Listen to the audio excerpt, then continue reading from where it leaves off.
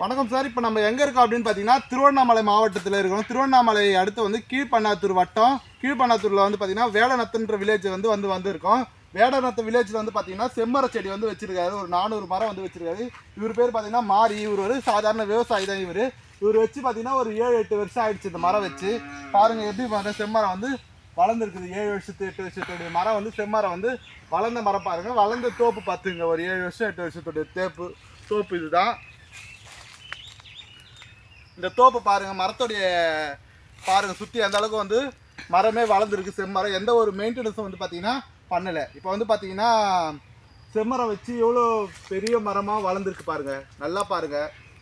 அதிக என்ன பண்ணுறது, குறைந்த செலவில் வந்து அதிக வருமானம் பண்ணணும் அப்படின்னு நினைக்கிற விவசாயி அப்படின்னா பார்த்தீங்கன்னா செம்மரம் தான் நீங்கள் நடவு செய்யறதுக்கு நல்லா பெஸ்ட்டு. இப்போ ஆட்கள் பற்றாக்குறை, தண்ணி பற்றாக்குறை, வைக்கிற பயிர் வந்து விற்கிற சமையல விலை போகல அப்படின்ற விவசாயி வந்து பார்த்தீங்கன்னா செம்மரத்தை வந்து லவ் பண்ணுவாங்க. ஏன்னா செம்மரன்றது ஒரு பணப்பயிரான மரம்.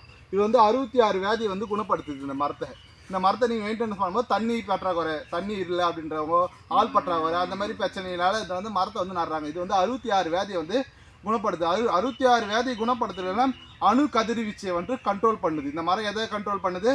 அணு கதிர்வீச்சை வந்து கண்ட்ரோல் பண்ணுது. அதனால் வந்து பார்த்திங்கன்னா சில விவசாயிகள் வந்து பார்த்திங்கன்னா மரக்கன்றுக்கு முக்கியத்துவத்தில் வந்து பார்த்திங்கன்னா செம்மரத்துக்கு நிறைய முக்கியத்துவம் தராங்க. அவேர்னஸ் வந்து அதிக செம்மரத்துக்கு வந்து இருக்குது. வேணுன்ற விவசாயி வந்து செம்மரத்தை வந்து தாராளமாக நடவு செய்யலாம். நடவு செய்யணும்னு நினைக்கிற விவசாயி வந்து எங்கள் நம்பருக்கு வந்து எங்கள் நிறுவனத்தை வந்து தொடர்பு கொள்ளுங்க.